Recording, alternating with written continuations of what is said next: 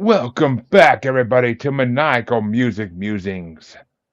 I, the Devourer, am your host as always. You know life's rough when the angels and demons had me sleeping with my pistol. There's no love lost when I sign your death certificate and you surrender your buried dreams to me. My co-host, though, is the embodiment of a sicko. So much that the Death Empress herself cast away his ass during the struggle of winter. I know that you hate seeing him in the wind, as he is just a boy singing the Poetic Edda of the blind bleeding the blind. There is no love lost, as this is your life, Oh, Chancy motherfucking Grife. Hi. yo. You were expecting that, were you, CJ? I'm guessing with that drink. Mm, that has got a whiskey flavor to it. Like that is, I Yes, it expected it to does. taste like twisted tea. Like that tastes nothing like twisted tea. It tastes better than Twisted Tea by about a fucking 5,000 miles, but They're they're not bullshitting when they say it's fucking hard. Like it's got a liquor flavor, much more than well, the tea flavor. I was not expecting that. Go ahead. I am sorry. I did not mean to it's interrupt. all good. And with that, folks, I don't have to announce him. You already fucking can tell who it is. Once again, the music god himself has decided to return and grace us with his presence. Mr. CJ Plain, everybody. What's up? What's up? What's up? And we were supposed to do this last week, but due to circumstances, it didn't happen. But luckily, this week, the slot opened up again, so giggity. And we are here to fill it and have some fun. So, and plus, after being on a special that a couple weeks ago, CJ wanted to bring a certain album on, and we decided we should let him. So, what album did you want to bring on, CJ, and why did you want to bring it? This week, I bring to you what I consider probably the second most flawless death metal record of all time. Well, I wouldn't even call it death metal, but borderline death metal. Extremely heavy thrash, death metal ish. Um, it is the band Carcass, and it is their brilliant, highly thought of record called Heartwork from 1992, I think, if I remember correctly. Is it 92? We did not do a year theme this episode, actually, finally, so I don't actually know the years. But I want to say it was 92. No, Heartwork. 93. seems about right. Uh, Actually, I should know that. I fucking said it. I said it in the bracket, but whatever. Yeah. But actually, fuck it. I'll let Chancey tell you what he thinks of this first before I go. I enjoyed it. Fucking solid album. Had a nice dose of everything you'd expect from a good metal album, and dashes of here and there of things that you would not necessarily expect from a stereotypical metal album. But still, basically, fucking solid all the way across the board. Yes. Yeah, I honestly okay. I'm not gonna say solid away across the board because there were definitely songs I didn't like, but they were few and far between. Most of the album was pretty damn fucking good. Honestly, for that type of metal, I usually don't. I usually like a lot less than this. So, but that's a little bit of a handoff to them for that one because damn, the album was actually enjoyable.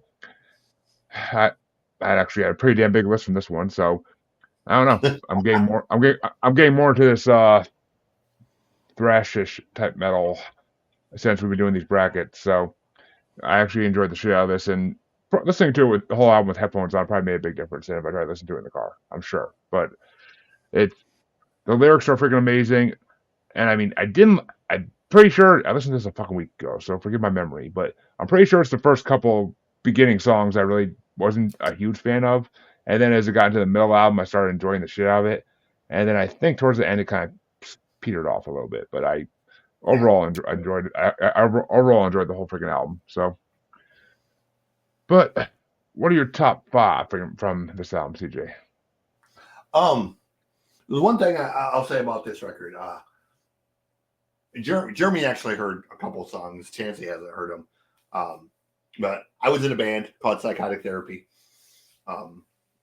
We recorded a CD called Colors of Rage, and there were two bands that were heavily influential to us recording that record. One was this record, and the other one was the band Nuclear Assault.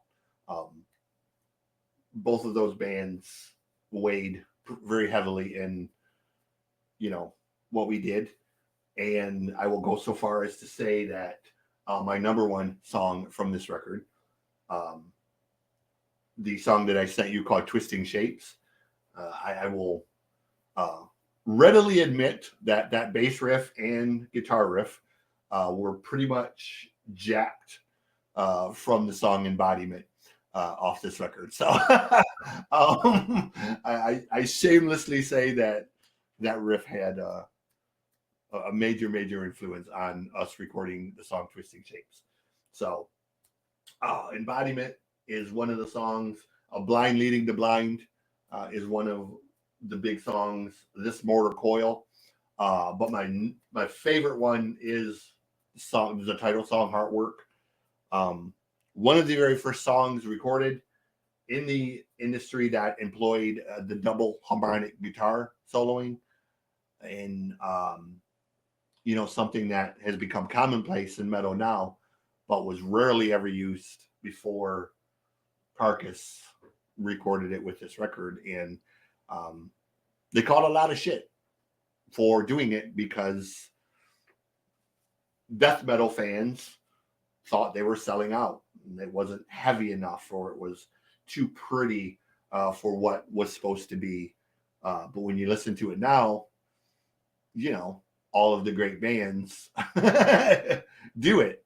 So they were ahead of their time with this record. So those are the four main songs. And I do agree. The first couple songs in this they're good songs, but they're vocally a little not as great. They really catch their footing with No Love Lost, and then over like the next 5 songs they just crush it.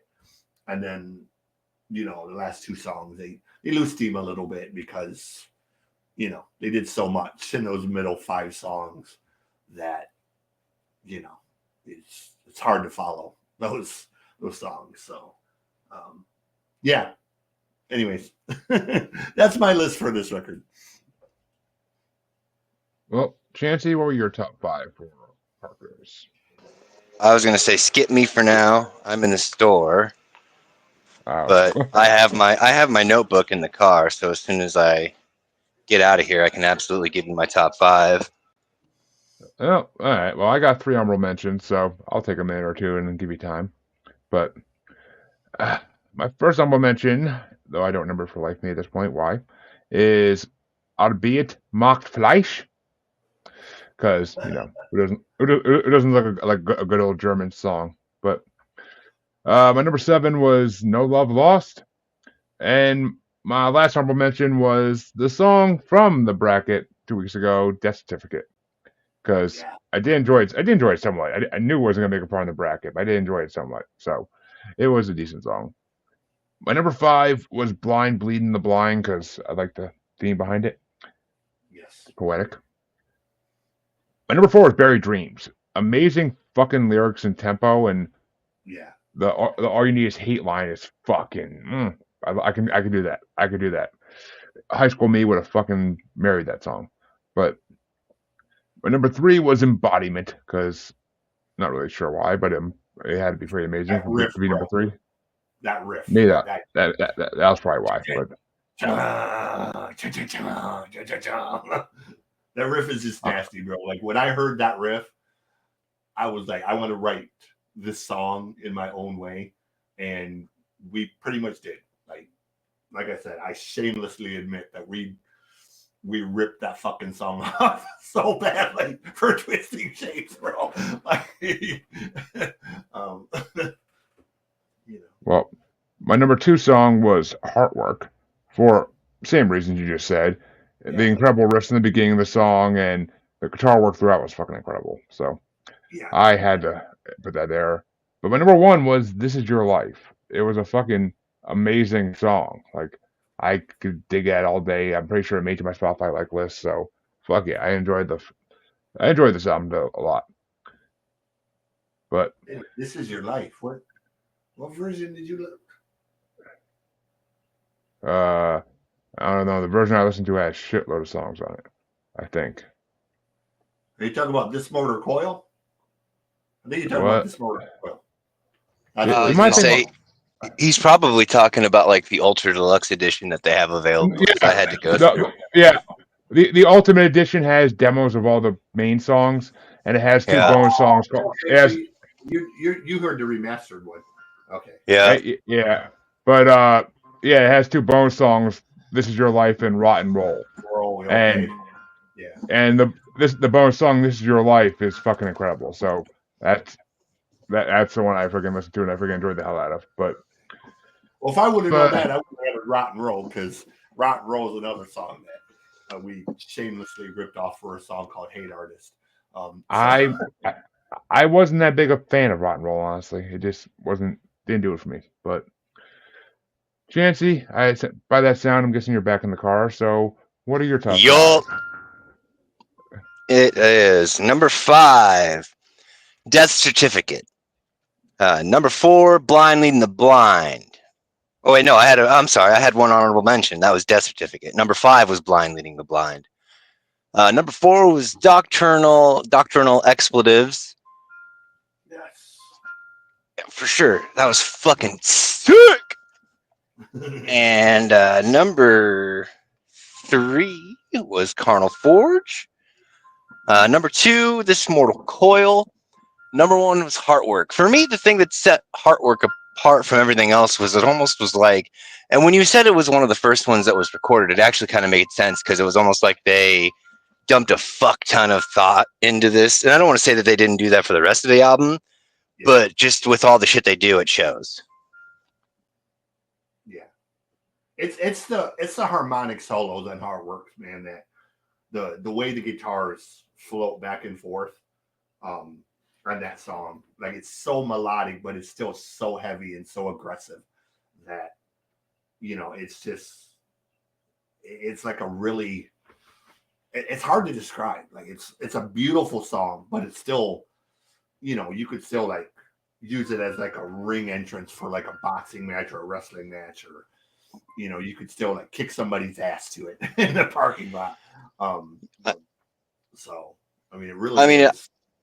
It's kind of a fake out, really, because like it starts you off thinking that it's going to be like a melodic type song, and then the other shoe drops, and then fucking it's just fucking heavy metal, and it's like, yes, this is fucking what it is.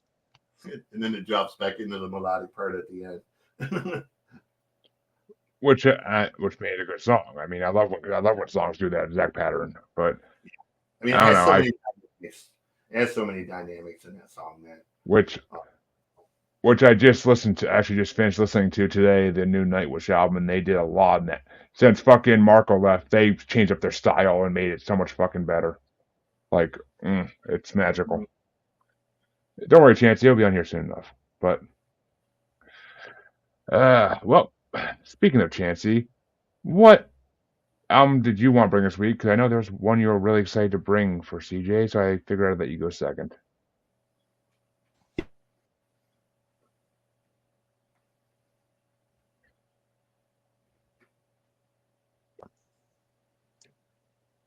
Did Chancey get carjacked? If he did, the person taking his phone, please answer. No, I didn't get carjacked. My fucking phone just grabbed the Wi-Fi. So the album that I brought was actually just introduced to me recently by a very good friend of mine, Jordan. What's up, dude? It's actually a EP of 2 separate bands in a manner of speaking, kind of doing a thing together.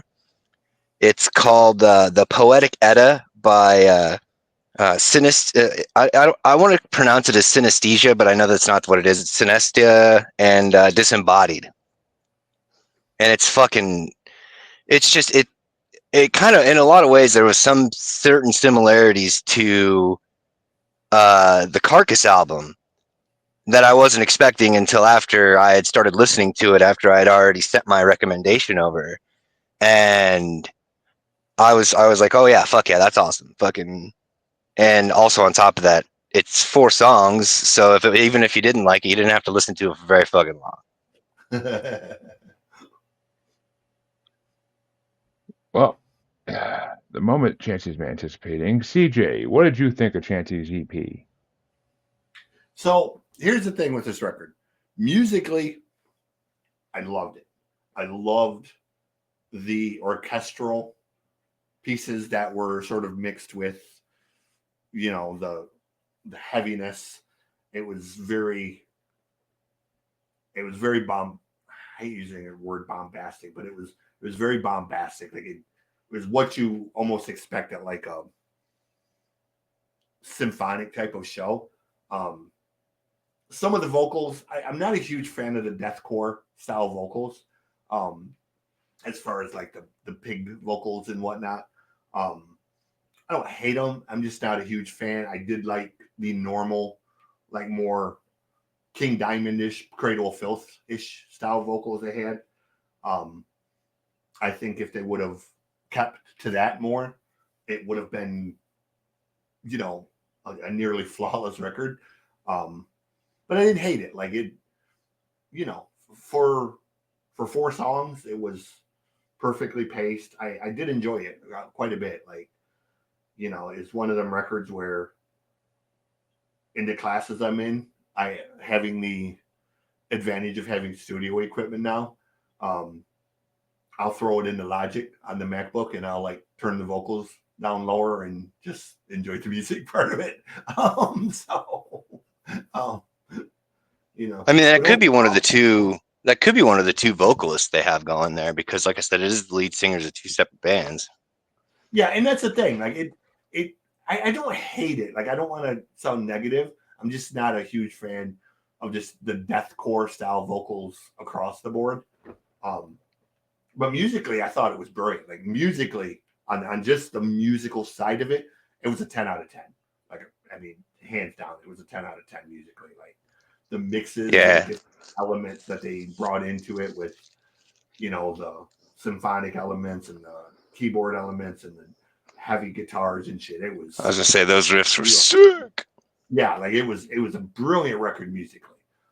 So I mean, overall, I'd give it about 8.5 out of 10 overall. I mean, the vocals weren't so bad that it drove me crazy. I'm not as big of a fan of it as. Um, no, I'm sure somebody that was a deathcore fan could listen to this and probably think it was, a perfect Right. record. I could disagree with them, honestly. I mean, if that's your thing, then hey, it's a much better example of deathcore than a lot of the bands I've heard do the genre. And I would take this band over Suicide Silence or any of those bands any day. Um, so, take that for what it's worth.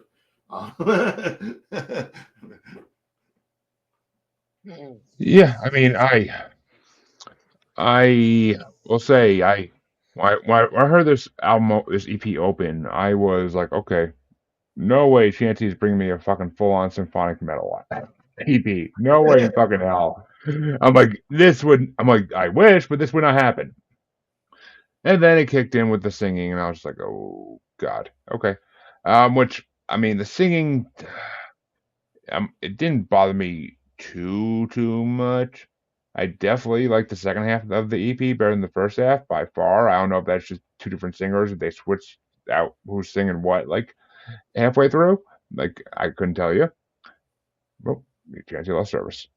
But I will say overall, I did like the album. Like you said, the orchestral music is freaking amazing, and I love that combined with the metal. That's my favorite kind of music, and there's definitely some like epic power fantasy metal type worship in this as well for at least one of the songs. So overall, the album was enjoyable.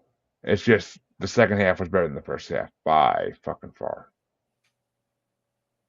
But overall, not a bad band. I would check them out. I would check out both the bands more honestly to see which one I liked and which one I didn't. But they are. Word. I enjoyed it. I enjoyed it just for Yeah. free. And like you said, It- it was only 4 tracks, which was freaking easy to listen to. Right. I was like, oh shit, there's not 5 on there, but I was like, ah, fuck it, it don't matter. I mean, honestly, it's a record that even had there been more, it would have still been, like it reminded me of Cradle of Filth musically in a lot of places. Yeah, I could see But Yeah, that. I could hear like it. it Yeah. had some of the elements of Cradle of Filth, but it had heavier elements, and it had more symphonic edge in places. And that first song, when the orchestra part drops into it, it really adds like a whole dimension to the song that you don't see coming. And I'm very pleased with it. Like I'm glad you brought it, and I was introduced to it, and it definitely will lead me to check out, the other bands. For sure. But Chancy, what were your in what order did you put your top 4 for the CP? I guess I should ask. Number 4 was Winter. Number 3 was the Poetic Edda. Number 2 was I, the Devourer. And number 1 was Death Empress. Yeah, okay, ours. I knew it. I knew it was going to turn out this way, but you'll see why. No, because CJ, yours is probably almost exactly the opposite order. Just because not quite exactly, but close. But CJ, how did you rank these 4 tracks? I honestly didn't put them in an order. I figured with 4 tracks, it was just kind of like, they all deserve their own place. And like I said, musically, I give it a 10 out of 10. Vocally, a little lower, but overall, it's easily an 8.5 for me. So a lot of credit to the guys who are part of the band, and I look forward to hearing more, and hope they continue. Yeah. I mean, I wanted to rank them just for a challenge more than anything, but my number for number 4, I ranked Death Empress. It was interesting. It was definitely an interesting track, but number 3 was I the Devourer because the guitar and drums are fucking incredible in that. My number 2 was Winter because it sounds like an epic fantasy metal piece, and I was totally down for that almost power metal like bow. And I had to put the Poetic Edda number 1. The way the classical music and the metal overlap is so fucking creative, and it's beautifully composed, basically, even if you have no idea what they're saying without looking at lyrics. And there was no lyrics available on Spotify to look at. So, but the music is what sold it. The music sold the Poetic Edda to me 100%. The band, the singing, vocals, not so much. But definitely, I will say that the music was just enjoyable shit. And I could hear the Cradle of Filth, like similarities. I could hear a lot of similarities in there to other bands that have been around for a while, which makes sense. Bands they looked up to probably when they started even. So everybody pays their dues. But which brings us to the final album of the night, which there's a story behind this one, of course, as well. I mean, I had to because we were talking about this a couple weeks ago, and when somebody was putting on a record-breaking Halloween radio show, and I was like, did you happen to bring any of this artist? And he was like, and he was like, nope. I'm like, you should, because I honestly forget this artist existed because stuff he's doing nowadays, and I'll get to that later, is nowhere near as good as this stuff was. Nowhere near. But forgetting he exists is not a bad thing. Well, it's funny. I mean, I'll get into this. I'll get into this too in a minute. But I decided to bring, since we were talking about this artist, I brought Killer C's War Stories, the Book of Struggles, which was his last real horrorcore album per se. He now is a Christian rapper, like many hardcore artists before him. He found Jesus, God, whatever the hell he found. But basically, it just made his music suck balls, like Satanic now. But it's just, no. You don't go from being hardcore to being Christian unless you're going to pull that shit from the beginning like ICP did. Like, you don't do that shit.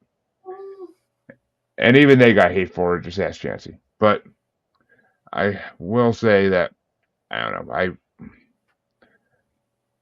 I had to bring it just because we were talking about it. And I wanted to bring KLC for a while, actually. This album, especially. There's another amazing hardcore album he did before this, but it's not available on Spotify. So I got to see if it's on YouTube. I'm sure it is, but it's not on Spotify, and I got to find it again. But this one I like, though, because it's almost his transition album, and it's freaking still good because it's got the horrorcore elements, but he's going a little more mainstream, too, which is kind of cool. And plus, you gotta respect the fucking shit that he left being a teacher to go be a rapper. Like, he was an English teacher, and, like, he left to go rap. Which, not something you hear every day. Not something you hear every day. I mean, when you get to call him, bro, I mean, Ghostman was a goddamn rocket scientist for NASA before he left Florida and moved to Cali to, you know, to do what he does. So, I guess when you get that vibe, you just get that vibe. I mean, Yeah, I mean, a calling's a calling. But, what did you think of Killer C's rap, CJ? I'm gonna try not to hurt your feelings with this one, bro. No, you ain't hurt my feelings with Killer C. You really can't. The first thing I noticed right away is he sounds like this dude named Michael Knight, who I know that name. yeah, he was the dickhead who claimed he created country rap, but you know, he was such a pompous shitbag, and his voice reminded me of Michael so much that I just couldn't get past that, and I didn't really find much of what he was rapping to be that entertaining. There were a couple songs that, you know, you saying that he turned to Christian rap makes sense, because there were a couple songs on the record that made me think that, God damn it, made me think that, you know, is he a Christian rapper? Because there were a couple songs that leaned kind of heavily into that aspect, you know. So it's not shocking to hear that that's what he became down the road, because not the worst thing I've heard. Far better than, say, like Rosriel or Razakel, whatever the fuck her name is. You know, far better than that, but not something I would listen to. I made it probably about 3/4 of the way through the record, and I was just kind of like, yeah, I'm done. Like, I couldn't take much more. I mean, it just wasn't for me. I mean, and again, I'm not going to sit here and dog on it and say this and that. It's not my style, not something I would listen to or play. Trust me, you ain't hurt my feelings by talking about Killer C. No, Trust me. I mean, I only it almost seemed like he was trying too hard in places. Like he was, you know, it wasn't as natural to him as, say, somebody like Hobson or somebody like that just has a very natural ability. It was more, you know, this is something that, you know, he has to work harder at to make it work. So, and I mean, after this album, he disappeared for like a fucking decade for probably another release. So, I mean, he got reborn. He fucking changed his lifestyle completely. So, I mean, that's not the worst thing I've heard, man. I mean, I know a couple other Christian rappers that, you know, Datton is one who you know, Danton was in a pretty bad place and almost got signed to Eminem's label. And then he met Bizzle and it turned to Christian rap, and Danton is amazing. You know, you have Wordsmith, who, you know, there's not a more insane story than Wordsmith, bro. Like, you know, this man was a heroin addict, hopelessly addicted to drugs, committed an armed robbery, was facing 40 years in prison, went to jail, and just broke down and prayed. And fucking Bizzle and Seven showed up, just, you know, out of the blue. And he became part of their thing, and he ended up being partially acquitted and a plea bargain for the rest. But he walked away with no prison time and changed his life completely. And now he's part of, you know, he's part of Seven and Bizzle's ministry. And, you know, now he goes under the neighborhood hope dealer. And, you know, crazy shit happens when you That is so corny. That is so believe. fucking corny. I mean, you know, you can say it any way you want, bro, but you know, this man was facing 40 years in prison, hopelessly addicted to heroin, and you know, he walked away scot-free, been clean for 14 years now, and he's out testifying to other people like him. So whether you believe or not is kind of irrelevant. You know, when you put positive into the world, you get positive back. Oh, I'm a big believer in that, but You know, so it's really bigger than. I mean, I'm not a religious person overall. I mean, I'm more of a spiritual person than a religious person. You know, I haven't been to church for as long as I can remember, but you know, hey, you do your thing. Like everybody has their own path to walk in life, and you know, I mean, whatever gets you through the day, it makes you a good person. I mean, if you're doing positive things and you're putting good stuff into the world, I'm not gonna knock your hustle, man. Like regardless of what you're doing, like um, I say the same thing about the guy who's a Satanist. Hey, if you're a Satanist and you're out serving meals to the homeless and whatnot, then hey, all the same, bro. I'll give you the same respect and shit as I will the Christian guy, you know, because it's all about what you're putting into the world, man, regardless of what your religious belief is or what your background is or where you come from. Um, you know, I know a lot of people don't love Jelly's new direction, but it's one of the reasons I love Jelly so much is having met that man in 2005 and promoted shows with him when he was still doing the trap shit and seeing where he is today and the positivity that he's putting back. I respect that. Like for a man to admit I fucked up and now I want to do better and I want to help other people do better. Hey, that's nothing but a good thing to me. Like, trust me, I get it.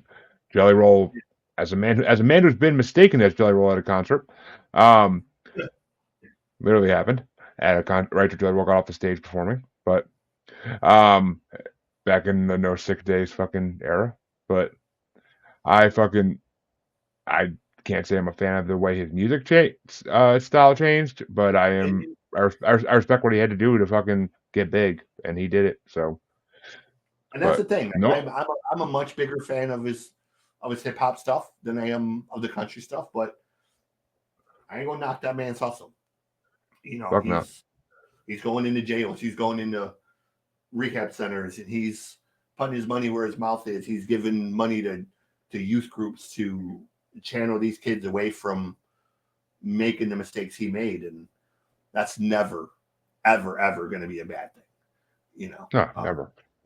Because face it, there's a lot of fucking rock stars, a lot of country stars, a lot of rappers out here that could be doing positive in the world, that ain't done a fucking thing other than just fuck shit up.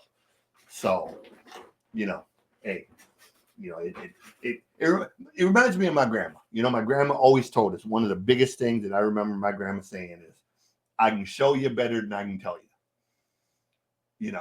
And that's exactly what it's about. I don't want to hear about what you can do. I want to see what you can do. I want to see, actions are much more powerful than words. Oh god, yeah. But Chancy, a long way moment. What did you think of Killer C? Honestly, I mean, it was subpar, if you want my honest opinion. It was kind of a droning type thing. Like, not so much that everything sounded the same as far as the music was concerned, but the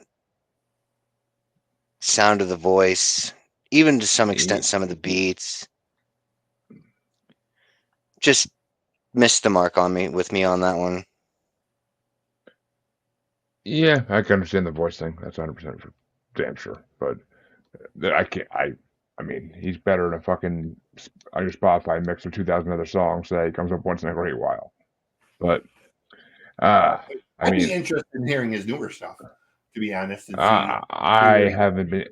I kind of want to, but I also haven't been able to really stomach the chance to do it and just be like, I'm gonna sit here and do this for the next hour and a half. But yeah, no, there's so many other albums I need to listen to right now besides his shit. But I did have 5 honorable mentions though, because I do love this album. This album, I think, tells a good story throughout the whole thing. So I had to put Sicko on there as my first honorable mention because it's the one real horrorcore song on this whole album, and it's fucking classic Killer C. This whole first album is like that. Like the whole thing, I really pissed me off that he changed. But my number 9 was "Sleeping with My Pistol." The chorus sucks balls, I know, but the verses and beat are fire to me. Number 8, for the same reasons, kind of, is "Castaway." It tells a great story and the beat is fire, but the way he sings the chorus pisses me off so much.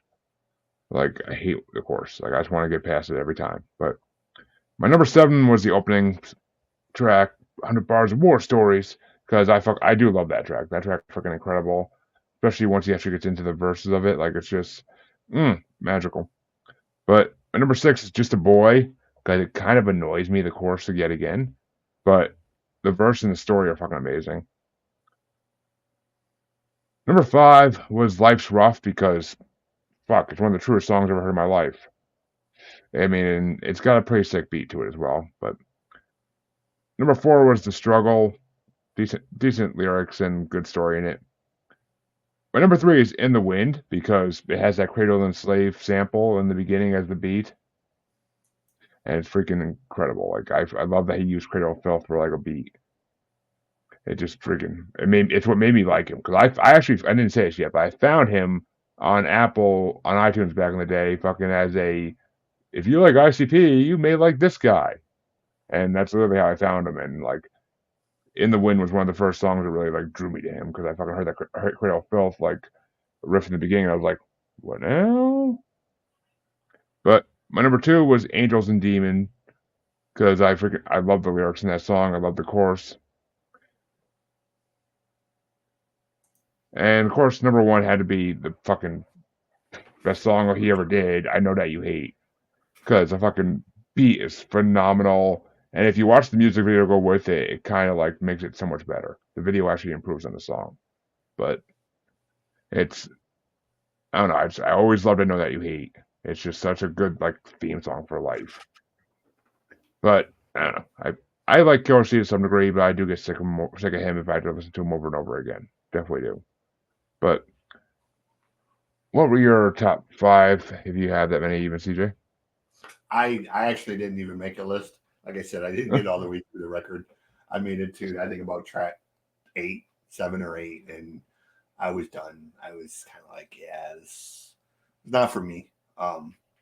But I will definitely go back and listen to the newer stuff and see if there's a change, because sometimes there's, I know Datton is an example. Like Datton stuff before and after is dramatically different. So, you know, we'll see if that's the case with him, and I'll give him a chance. It's like, I'll give him a second chance, you know, and kind of see where it's all at. So,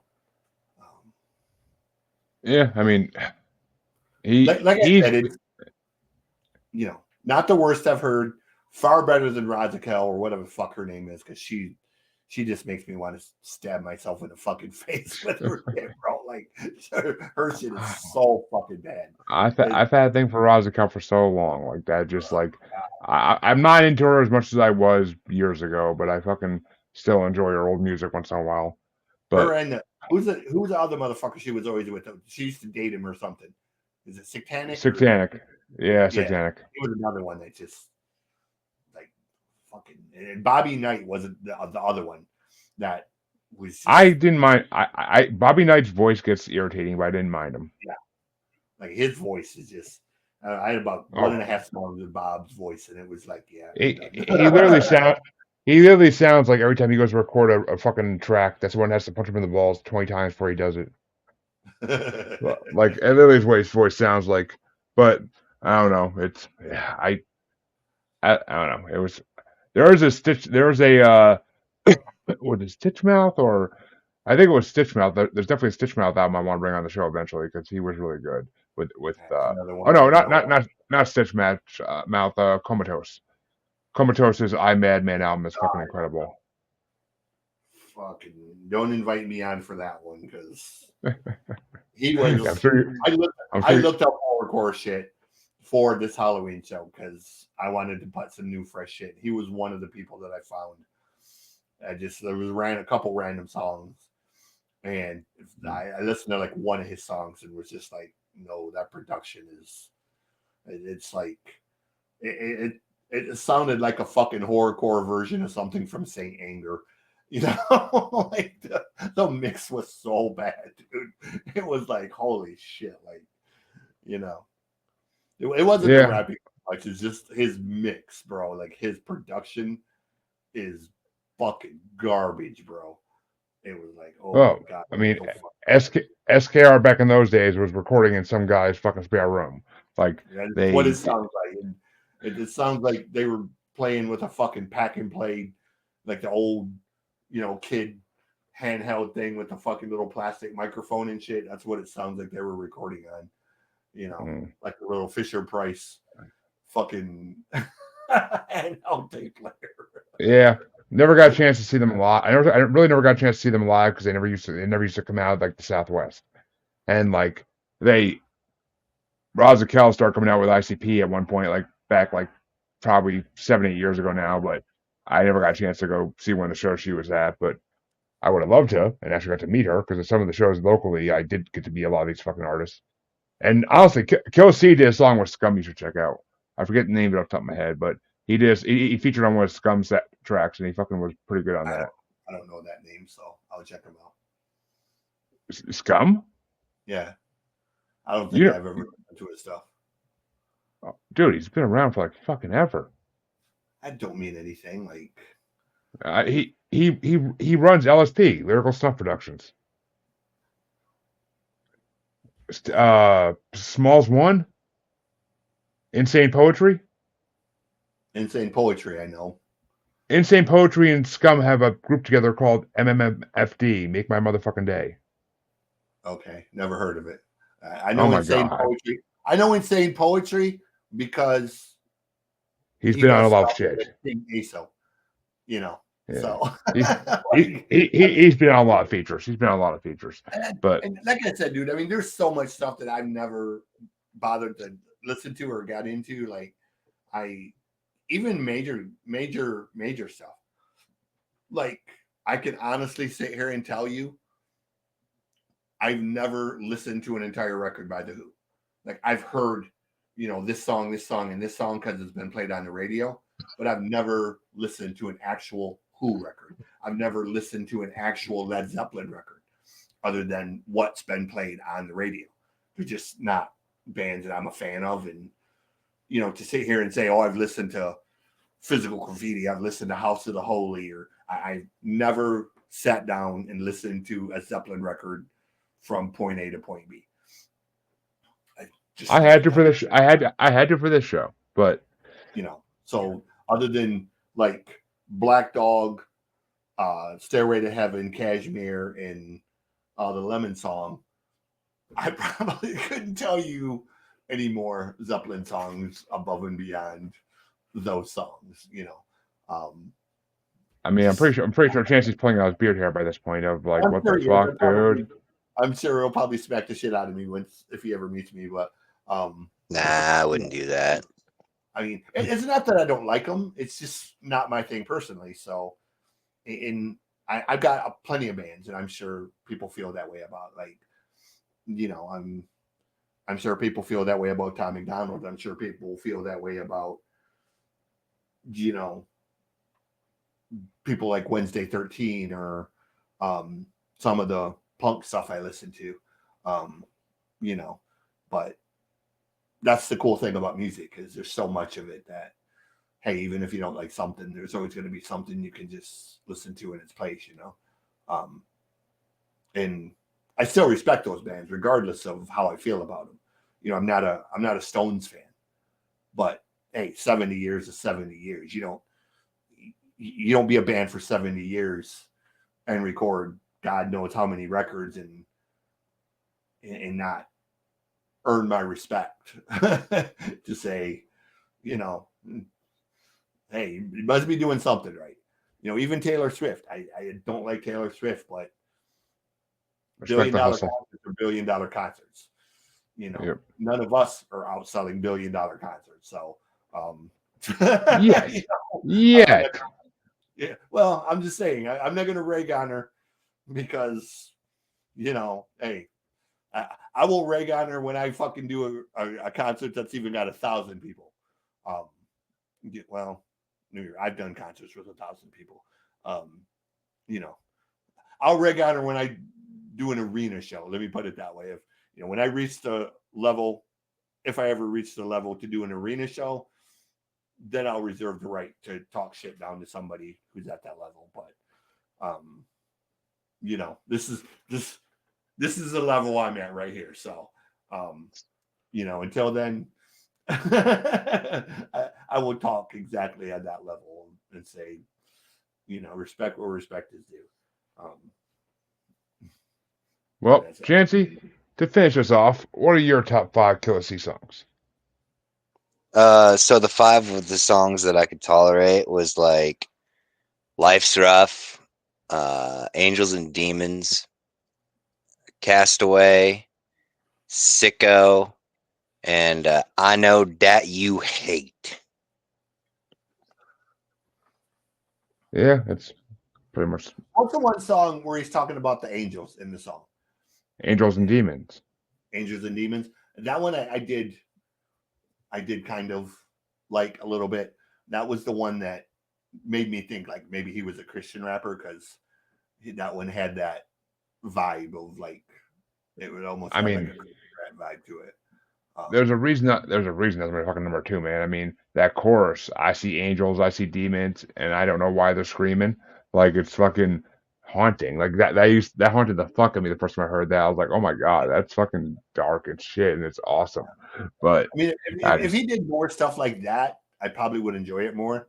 But I don't know, like sort of like what Chancy said, it just kind of droned a little bit for me, and it seemed like really repetitive and kind of. Trust me, halfway through the fucking album, I was starting to get like that feeling of like, shit, why did I pick this album? Well, it was just one of those things where it's like halfway through the album, I'm like, oh yeah, I'm remembering shit now I forgot about. But yeah, I'm glad I got him on the show finally. I gotta bring his first album. It's the real fucking hardcore album he did. That's fucking amazing. A lot of good guest spots on it. But this one was just him. Like I said, I'm pretty sure it was his transition album. He was trying to show that he was going a different direction, and he just didn't want to do it like a huge leap. He wanted to fucking slowly put it in you like ICP kind of did. But theirs was a fucking drip. Fucking drip effect. But well, folks, we have brought you 3 albums. that we all have varying opinions on. But come back next time and be well, it'll release by the time this comes out, I'm pretty sure. But oh, maybe not actually. But be sure to check out part 2 of the top metal songs about death bracket this Saturday. It's going live. It'll be live already by the time this goes out, but it's going live and it's going to be interesting. I listened to most of the playlist today, and oof, oof, oof. There's only a few I immediately say like, yeah, I'm voting against this. So I don't know. It's going to be fucking interesting. It's going to be a lot of "you're an asshole, Jeremy" comments coming. I know it, but come check it out. But of course, CJ, where can they find you? I'm everywhere. Music God CJ playing. YouTube, you can find me Music God Reacts or the Noise Report. That is Noise with a Z. We're getting ready to kick off the second channel called Plain Reactions. We're going to be doing food reviews and visiting local restaurants and sort of a Keith Lee meets God knows what. For example, this was going to be probably one of my first reviews and say this is absolute fucking garbage and tastes like liquid ass. Not recommended at all. So the green tea, ginseng and honey regular Arizona tea is a huge favorite, but this ain't it. But I'm pretty much everywhere, man. YouTube, Facebook, TikTok. I think TikTok, Facebook, and Instagram. I'm just Music God CJ Plain. So just type in pretty much what you see up there, all one word, with no anything, and I'll pop up. You'll see my ugly ass. like Pennywise, he'll pop out everywhere. But yeah. And I'm telling you, try the sweet tea. It's a lot better. But no, Chancy, like I said, I normally drink the Arizona regular one, but this one that's not it. But Chancy, where can they find you? The Red Eye Roundtable on Instagram and TikTok. Red Eye Table on X, and fucking, hanging out with the id. Oh no, you didn't. But yeah, you can find both your musers on Facebook as the Uncensored, Unapologetic, and Untamed Podcast Collective, UCubed. You can find us on XXBaby and the Gram as at Juggalo Bastard, and on TikTok as at Juggalo Bastard Podcast. Or you can find us on YouTube, streaming live every other Saturday, or our regular episodes come up after they release. Or you can find us as part of Parapost Network and Blind Knowledge Network, because, all knowledge is blind until you go through the struggle. Have a good one, folks.